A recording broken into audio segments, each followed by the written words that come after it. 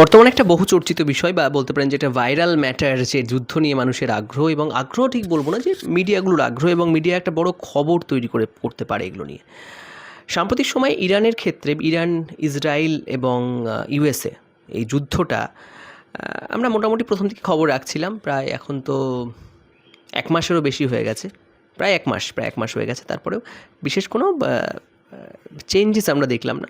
কারণ আমেরিকা সাধারণভাবে এটা ভেবেছিল যে খুব ইজি একটা ম্যাটার হবে। ভেনিজুয়েলা যেভাবে তুলে নিয়ে এসেছিল প্রেসিডেন্টকে রাত্রিবেলা, ঠিক সেরকম এখানে যে রেজিম ছিল, ইরানের যে টপ রেজিম, যে আয়াতুল্লাহ খামেনি অ্যান্ড তাদের একদম টপ লিডারশিপ, তাদেরকে ধ্বংস করে দেবে, এবং ধ্বংস করার পরে তারপরে বিভিন্ন ইনফ্রাস্ট্রাকচারগুলোতে আক্রমণ চালাবে, বোমা ফেলবে। এর ফলে সাধারণ মানুষ বাইরে বেরিয়ে আসবে, বাট তারপরে পুরো সিস্টেমটা চেঞ্জ হয়ে যাবে, কলাপস হয়ে যাবে। কিন্তু সেটা হলো না। উল্টে যেটা হলো, ইরান হরমুজ যে প্রণালী রয়েছে, আমরা পড়তাম না হরমুজ প্রণালী, খুব সংকীর্ণ একটা জায়গা, 33 কিলোমিটার একটা জায়গা, সেই জায়গাটাকে ও ক্যাপচার করে বসলো। যে কারণ ওখান থেকে গ্লোবাল এনার্জি প্রায় 20% এক্সপোর্ট হয়, এবং গালফ কান্ট্রিজগুলো লাইক সৌদি আরব, ওমান, বাহারিন, এরা সবাই ওখান থেকে ওই এনার্জিগুলো, মানে ওরা তো বেসিক্যালি তেল এবং ন্যাচারাল গ্যাস বিক্রি করে, সেইগুলো সারা পৃথিবীতে বিক্রি করে, এই ম্যাটার। তো সেই জায়গাটাকে চোখ করে দেওয়া মানে এনার্জি সাপ্লাইটাকে চোখ করে দেওয়া। তার পরবর্তী সময়ে দেখা গেল যে ইরান বিভিন্ন রাষ্ট্রের ওপর, রাষ্ট্রগুলোর ওপর যেখানে আমেরিকান বেস আছে, একদম দেখে দেখে ওখানে মারলো, বোমা মারলো, ড্রোন মারলো। স্পেশালি ওদের একটা আত্মঘাতী ড্রোন আছে, সেই ড্রোনটা দিয়ে মারলো। এবার অবভিয়াসলি এর ইন্টেলগুলো সাপ্লাই করছিল কি? ইন্টেল অবশ্যই সাপ্লাই করছিল চায়না এবং রাশিয়া অবশ্যই। রাশিয়ার মানে যদি আপনি মিলিটারি সুপার পাওয়ার, মানে ওয়ার্ল্ডের মিলিটারি সুপার পাওয়ারের মধ্যে বলতে পারেন যে আমেরিকার পরেই তার স্থান, এবং চায়না, দুজন মিলে ব্যাক করতে, বিকজ তাদের একটা স্বার্থ ছিল। কারণ আপনি দেখবেন যে যখন ইউক্রেনের সঙ্গে রাশিয়ার যুদ্ধ হচ্ছিল, অবভিয়াসলি আমেরিকা সম্পূর্ণ ব্যাকিং করেছিল ইউক্রেনকে, নাহলে ইউক্রেন এক সপ্তাহ টিকতো না। তো এখনও সেই যুদ্ধ চলছে, এবং তার একটা ফলশ্রুতি আমরা এখানে দেখছি। এবার ইভেন কী হচ্ছে যে এত স্টক রয়েছে মিসাইলের, এবং সেগুলো অনেক কম পয়সায় তৈরি করা যায়। সাপোজ মানে যদি একটা ড্রোন বানাতে $40,000 খরচা হয়, ড্রোনটাকে ইন্টারসেপ্ট করার জন্য আমেরিকার $1 মিলিয়ন একটা মিসাইল মারতে হচ্ছে। ফলে এখানে একটা গ্যাপ তৈরি হচ্ছে, এবং জানি এটাই চাই। এবং ড্রোন সোয়াম, মানে একসঙ্গে 300-400 ড্রোন ছেড়ে দিচ্ছে, একসঙ্গে অনেক বোমা মারছে, ক্লাস্টার বোমা মারছে, সুপারসনিক, হাইপারসনিক মিসাইল মারছে। সেগুলো ডেভিড স্লিং বা আয়রন ডোম সবকটাকে আটকাতে পারছে না, তাদের জায়গায় গিয়েও পড়ছে। তাদেরও oil refinery, Haifa oil refinery যেরকম ইসরায়েলে, সেখানেও পড়ছে। উল্টো দিকে তেহরানের ক্ষেত্রে কী হচ্ছে, তেহরানে যেহেতু যেটা গণতান্ত্রিক দেশ নয়, এখানে মিডিয়ার অতটা অ্যাক্সেসিবিলিটি নেই। তেহরানও প্রচুর ধ্বংস হয়েছে, কিন্তু সেটা সব কিছু দেখাচ্ছে না, বা খুব কম খবর বাইরে আসছে। সেখানে ইস্পাহান রয়েছে, যেখানে পারমাণবিক কেন্দ্র রয়েছে। তো বেসিক ম্যাটার হচ্ছে এগুলো চলছে, এবং এখন যেটা আমরা দেখছি যে এমন জায়গায় যুদ্ধটা পৌঁছেছে, গ্রাউন্ড ইনভেশন ছাড়া, অর্থাৎ ট্রুপ না নামানো পর্যন্ত আমেরিকা কোনোভাবেই তাদের লক্ষ্যে পৌঁছাতে পারবে না। দেখুন, দুজনের, মানে আমেরিকা এবং ইসরায়েলের দুজনের লক্ষ্য দুটো আলাদা। ইসরায়েল সিম্পল চায় যে রেজিম চেঞ্জ হয়ে যাক, রেজিম চেঞ্জ মানে তার মানে মাথাটা চেঞ্জ হয়ে যাক, সেখানে কোনো একটি গণতান্ত্রিক পরিবেশ ফিরে আসুক, বা না ফিরে আসলেও ইসরায়েলকে যেন প্রবলেম না করে। কারণ ইরান বরাবর থ্রেট দিত যে পারমাণবিক বোমা দিয়ে বা বোমা মেরে ইসরায়েলকে ধ্বংস করবে এবং আমেরিকাকে ধ্বংস করবে। তারই একটা প্রতিহিংসামূলক ব্যাপার চলছে যুদ্ধটার এই কারণটা। এবং আপনি যখন বিফোর ইসলামিক রেভলিউশন, এই ঝামেলা কিন্তু ছিল না ইসরায়েলের সঙ্গে, আমেরিকার সঙ্গে দারুণ বন্ধুত্ব ছিল ইরানের, এবং ওখানে যতগুলো পারমাণবিক কর্মসূচি আছে সব কিন্তু ওই আমেরিকার পয়সা দিয়েই তৈরি। মানে বুঝতে পারছেন কত ভালো বন্ধুত্ব ছিল। কারণ তারপরে ইরান যখন আফটার ইসলামিক রেভলিউশন, ইরানের সঙ্গে আর ভালো সম্পর্ক ছিল না, শত্রু হয়ে গেল। এবং সেই জায়গায় তখন আমেরিকা চলে গেল গালফ কান্ট্রিদের কাছে, স্পেশালি সৌদি আরব, দুবাই, এসব জায়গায় প্রচুর ইনভেস্টমেন্ট হলো, এবং সেখান থেকে তেল বিক্রি, পুরো সিস্টেমটা চলতো। আসলে দেখুন, ডোনাল্ড ট্রাম্প বা আমেরিকা যাই চাক না, কারণ স্পেশালি ডোনাল্ড ট্রাম্প, ওরা বিজনেস করতে চায়, ব্যবসা করতে চায়। তেল ওখানে দরকার, তেলটা, কারণ এই যুদ্ধের ক্ষয়ক্ষতির তো মানে মানে কী বলবো, ক্ষয়ক্ষতি হওয়ার পর যে পয়সা লাগবে সেটা তো তেল বেচেই হবে। এরকম পর্যায়ে দাঁড়িয়ে এখন যে জায়গায় রয়েছে যুদ্ধটা, সেখানে খার্গ আইল্যান্ড, যেখান থেকে ইরানের 90% তেল রপ্তানি হয়। এবার কেনে কে এই তেলগুলো? কেনে কে? চায়না কেনে, স্পেশালি চায়না ওদের প্রধান খরিদ্দার।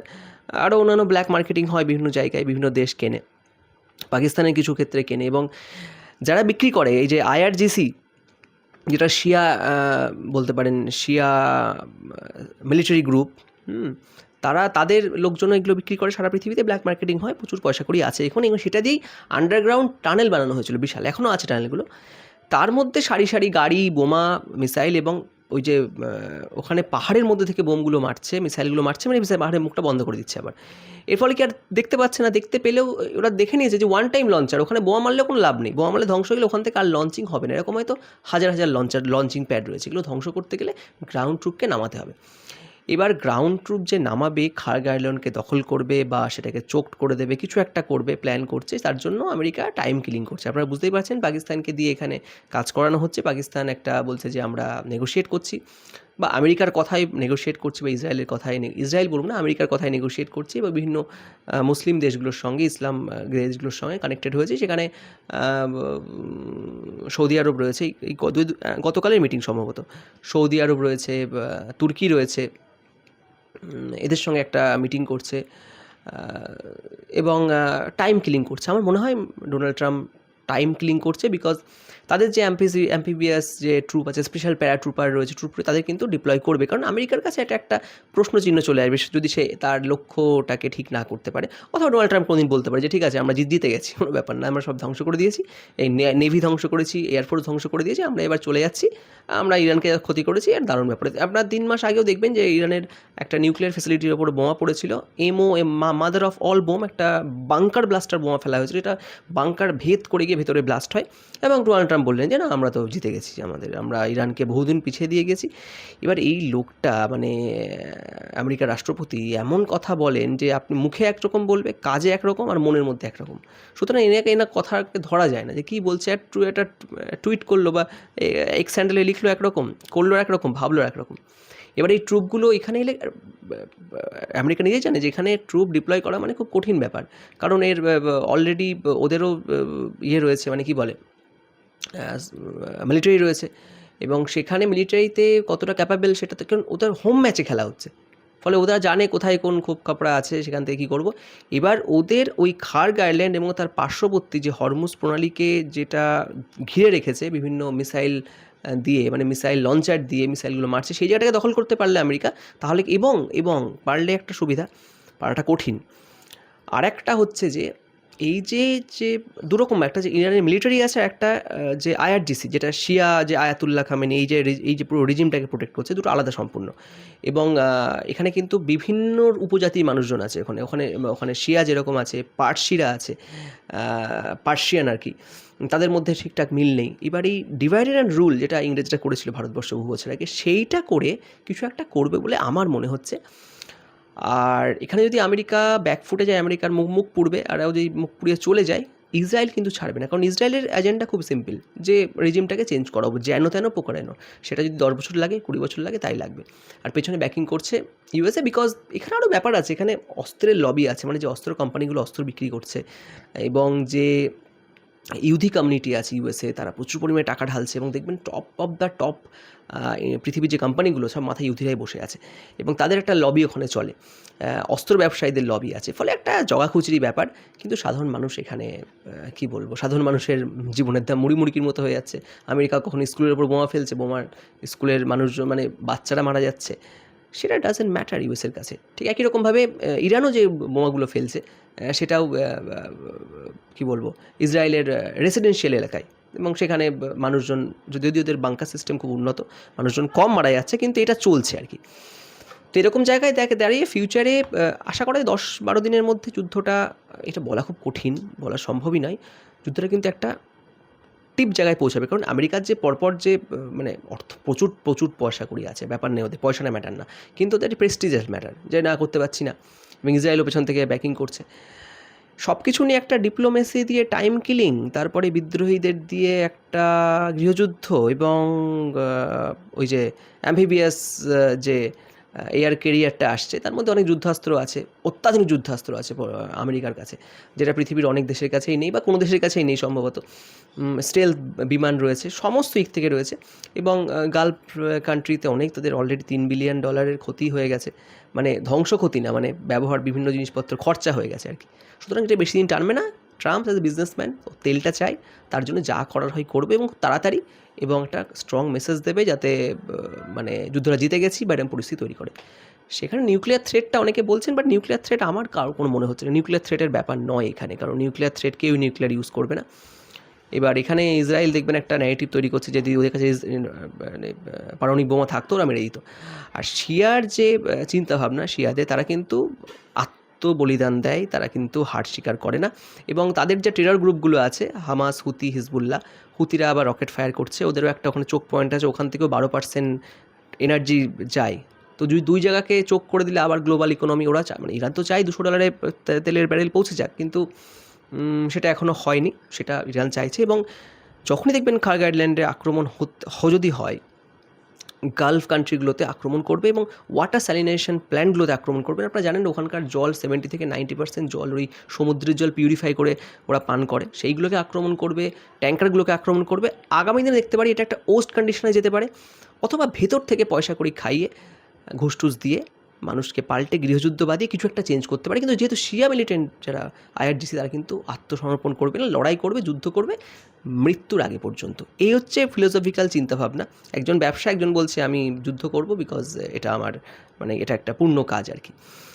তো এরকম ভূরাজনৈতিক এবং অর্থনৈতিকভাবে পরিবর্তন পৃথিবীতে দেখছি আমরা। তার সঙ্গে সঙ্গে এই সেনা নামানো, গ্রাউন্ডে সেনা নামানো এবং সেখানে চেঞ্জ আদৌ করতে পারে কি না, করলেও রিজিম চেঞ্জ করতে পারে, রিজিম চেঞ্জ করলেও কী অবস্থা হয়। কারণ আমরা দেখেছি মিডল ইস্টে কীভাবে আগুন লাগিয়েছিল এক সময়, স্পেশালি আমেরিকা, যে এখনও দেখবেন ইরাকের কী অবস্থা, তাই না? সব সম্পদ লুটের জন্য হচ্ছে। বড় একটা রাজনৈতিক গেম চলছে, আমরা শুধু অবজারভার দেখতে পারি। ভারত একদম ঠিক কাজই করছে আমার মনে হয়, চুপচাপ বসে আছে, নিউট্রালি আছে, ইরানের সঙ্গে ভালো সম্পর্ক রেখেছে, জাহাজগুলো পাস করে আসছে। ইসরায়েলের সঙ্গে ভারতের সম্পর্ক আছে, কারণ যতগুলো যুদ্ধ হয়েছে সমস্ত ক্ষেত্রে ইসরায়েল কিন্তু ভারতকে সাহায্য করেছে, ট্যাকটিক্যাল সাপোর্ট দিয়েছে, টেকনোলজি সাপোর্ট করেছে। আর রাশিয়ার সঙ্গে ভালো সম্পর্ক আছে ভারতের, এখন রাশিয়া থেকে তেল আসছে, গ্যাসও আসবে। আবার মানে ইরান, রাশিয়া, ইউএসএ, ইসরায়েল সবার সঙ্গে ভারতের নিউট্রাল সম্পর্ক হলে ভারত আগ বাড়িয়ে কোনো ঝামেলায় যাবে না। পাকিস্তান যা করছে, Pakistan because is doing for like দালালি করছে, ও তো আর আমেরিকা যা বলে তাই করছে, পিস টক ইত্যাদি ইত্যাদি, টাইম কিল করার জন্য আর কিছু না। এটা একটা জিও পলিটিক্যাল দৃষ্টিভঙ্গি থেকে বললাম। বাংলাদেশের ক্ষেত্রেও যারা দেখছেন, বাংলাদেশের ক্ষেত্রেও দেখবেন যে দেখুন, মানে ব্যাপারটা বুঝুন, এনার্জি ক্রাইসিস বাংলাদেশের ক্ষেত্রে বড় প্রবলেম আমার মনে হয় যে এই যে গ্যাসের যে প্রবলেম যেটা হচ্ছে আর কি। ভারতবর্ষে যদিও এখনও গ্যাসের কোনো প্রবলেম নেই এখনও পর্যন্ত, কমার্শিয়াল লেভেলে কিছু ব্যাপারে কিছু কালোবাজারি হয়েছে, ভয় পেয়ে লোকে একজনে তুলে রেখেছে, এরকম কিছু হয়েছে। বাট বাংলাদেশের ক্ষেত্রে কিন্তু ইলেকট্রিকটা বাইরে থেকে কিনতে হয়, এখানে কিন্তু ইন্ডাকশন ইজিলি অ্যাভেলেবল। ওয়েস্ট বেঙ্গলের মতো জায়গায় সেখানে ইলেকট্রিক এক্সেস, সবসময় কারেন্ট থাকে আর কোনো অসুবিধা নেই ইলেকট্রিকটা কয়লা থেকে হয় ভারতের, তেল না আসলেও এটা একটা চলবে। কিন্তু বাংলাদেশকে যদি ভারত সাহায্য না করে, স্পেশালি তেল দিয়ে এবং ইলেকট্রিক দিয়ে, তাহলে কিন্তু ওটা কলাপস হতে পারে, মানে সিস্টেম কলাপস হতে পারে, এনার্জি ক্রাইসিস হতে পারে। কিন্তু ভারত সেটা কখনোই করবে না, কারণ এটা ভারতের ইন্টারনাল সিকিউরিটি ম্যাটার এবং বাংলাদেশকেও বন্ধুত্বপূর্ণ জায়গায় রাখবে, সেটাই আমরা দেখছি।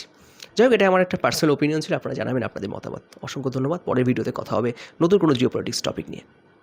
Thank you.